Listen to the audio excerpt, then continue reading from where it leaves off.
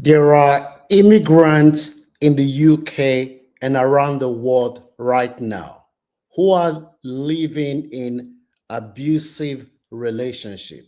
They cannot leave that relationship because their status is tied to their abusing partner. There are immigrants who have lost their loved ones, people who have lost their parents, parents who made all the sacrifices for them when they were growing up. And these parents have passed on. They've had news that their parents have passed on. They cannot return back to their home country to send their parents, give them a defeating send off funeral because they do not have the means to return. Because they know that once they leave the United Kingdom and the countries where they are, they will not be able to return back. There are children right now who are born in the UK. They feel trapped. They do not have immigration status because they have not lived in the country for up to 10 years for them to be able to apply for pathway to citizen.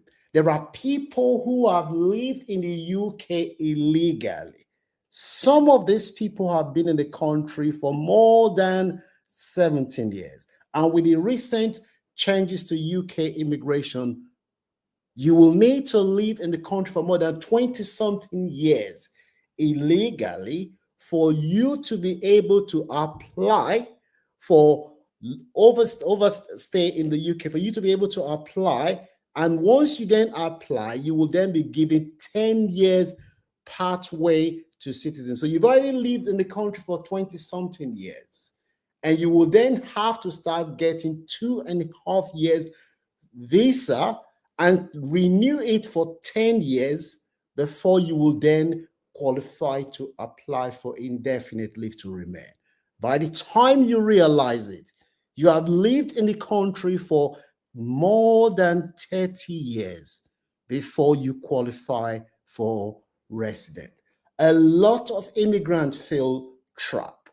The dreams and aspirations that they had in their home country, which made them to make a lot of sacrifices, believing that once they arrive in the UK, the dreams will come to fruition. They will be able to start living the British dream.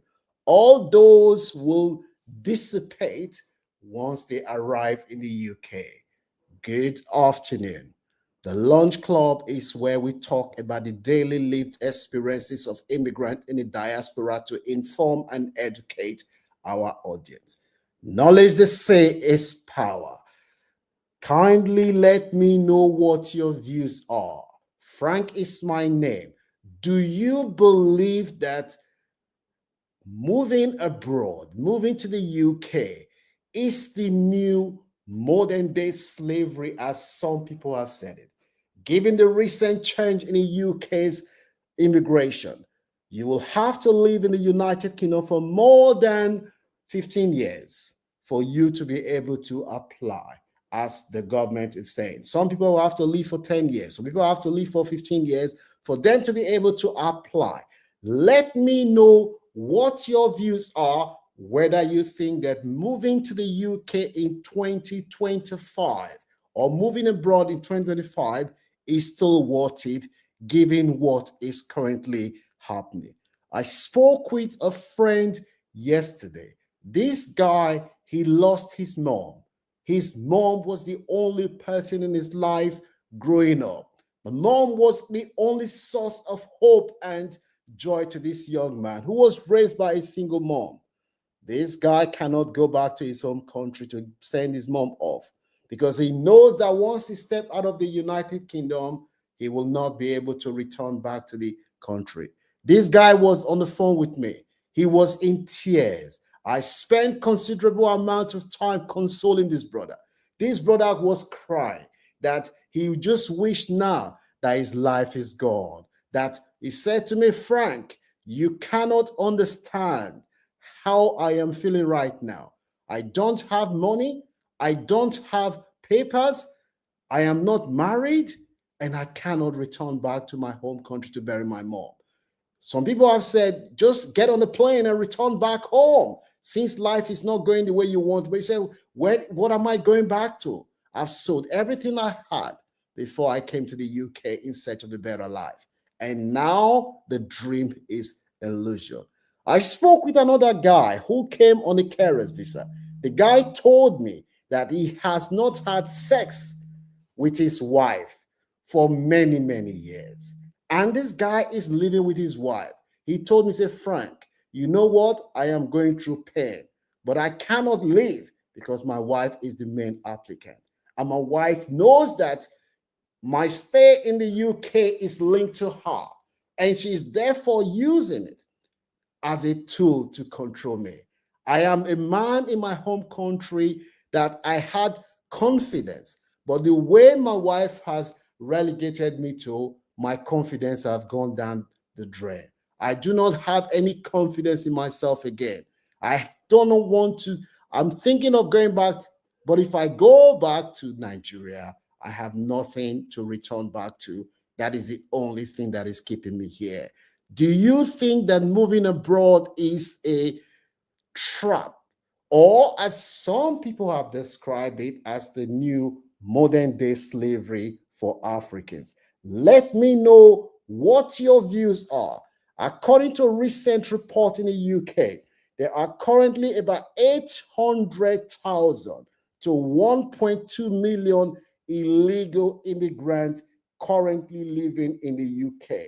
And these people who are currently living in the UK without papers, most of them happens to come from English-speaking countries like Nigeria, Ghana, Zimbabwe, and other countries that were colonized by the UK. And these brothers, how are they finding life? Let me know whether you have any experience. By the time we then add the NHS subcharge, a lot of immigrants are paying through their nose when it comes to paying for NHS subcharge. The ones, when it comes to renewing, I know somebody said, Frank, whenever the days get closer to the day that my visa is going to be renewed, I am panicking. I am panicking because I don't know how I'm going to raise the money. Me and my family, we need to raise more than £5,000 to renew our visa. Where are we going to get this money from? This is a lot of money. Even those that are working in the UK, they are struggling. Another brother told me that, look, he said, look, now that my child is my only hope. It was a woman that was telling me, my child is the only hope that I have to get my paper. The child was born in the UK, and the child has to live in the UK for more than 10 years for the child to qualify for residence. And when the child qualified, I will be able to use the child. He said, to even get the money to apply for this child British passport, you're looking at over £1,500. Where am I going to get that from as a single mom who has not got the right to work in the UK? And life is tough. Another one told me about childcare, the challenges they're facing since they moved back to Nigeria. The husband cannot work not a lot of hours. They are working, but they cannot work a lot of hours because of the childcare restriction. The woman said, we feel trapped. We don't know. And I had a chat with a Scottish woman who is married to an African. This woman told me that a lot of Africans that she is working with, they are overqualified for the jobs that they are doing. You have people who are PhD, working in the factory, working as support workers. And the people that they are working with, even the director of the company does not even have the degree that these Africans have. These guys are overqualified for the jobs that they are doing.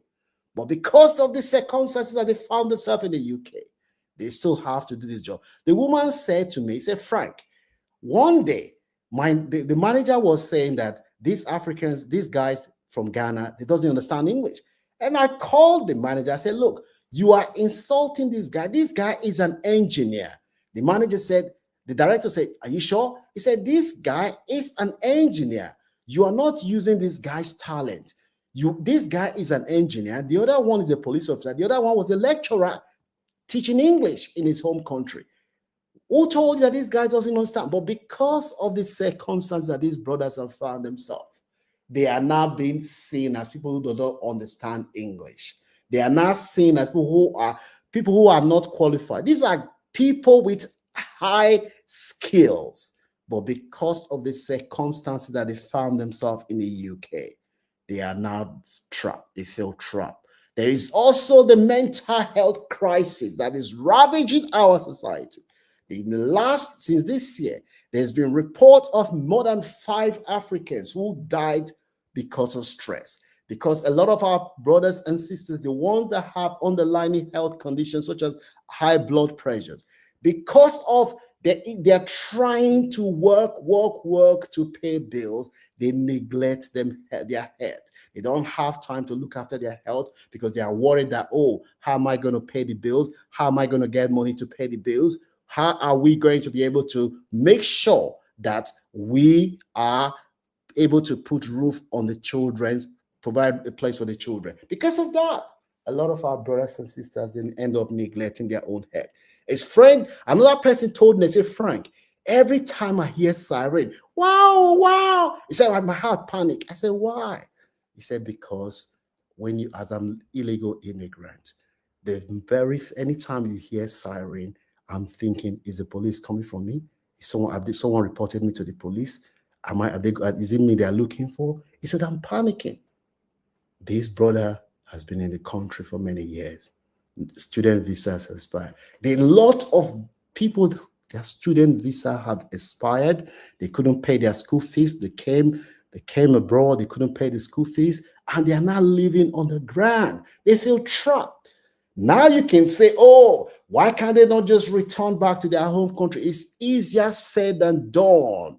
Except you have walked in their shoes, you will never understand. For a man or woman to sell everything that they hold in their home country and move abroad in search of a better life. And once you move abroad, you come in as a student, you paid school fees, and you realize you were told back home that, oh, once you just get to the UK, you just walk and pay the remaining school fees. Yeah, that's no problem. You pay the remaining 4,000. By the time you come into the UK, that's when you now know that Calabar a big city, as they say. You realize that the illusion, the dream you have, it was just a fantasy. The reality doesn't go like that. And you couldn't pay the school fees. I know how many people are advised every day.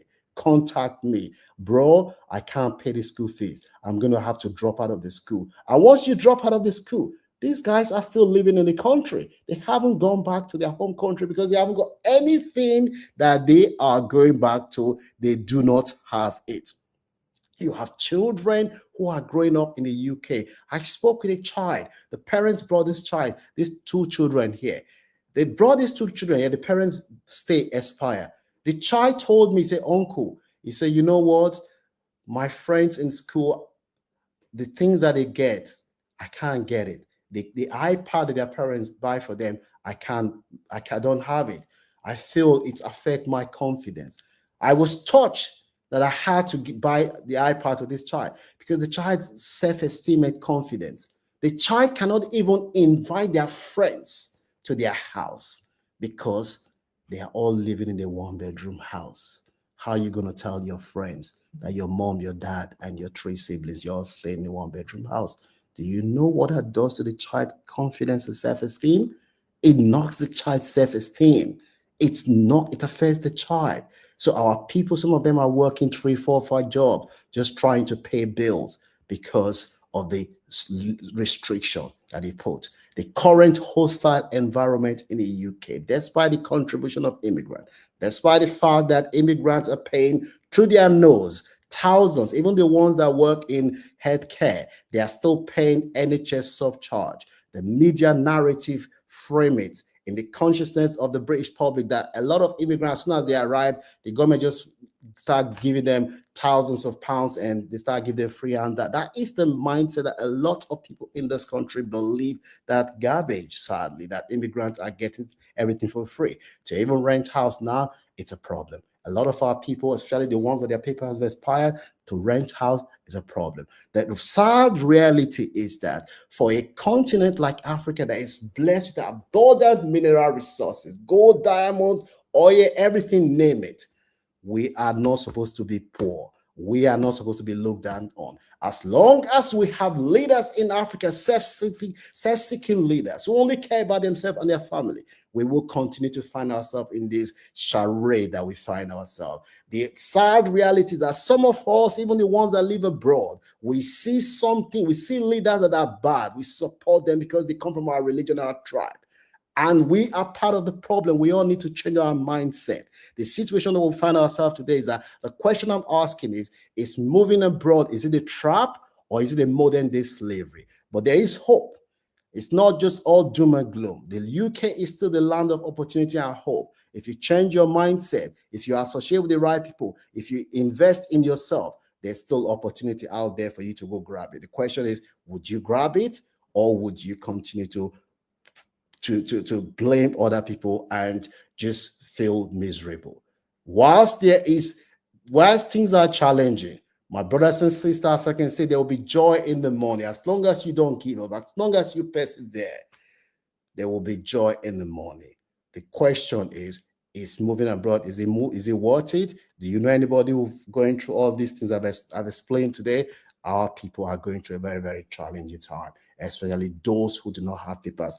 1.2 million illegal immigrants are currently living in the UK and they do not have papers. If you know any of them, look out for them. If you can support them in any way, give them the support. If you see any value in this content, kindly give it a like and share.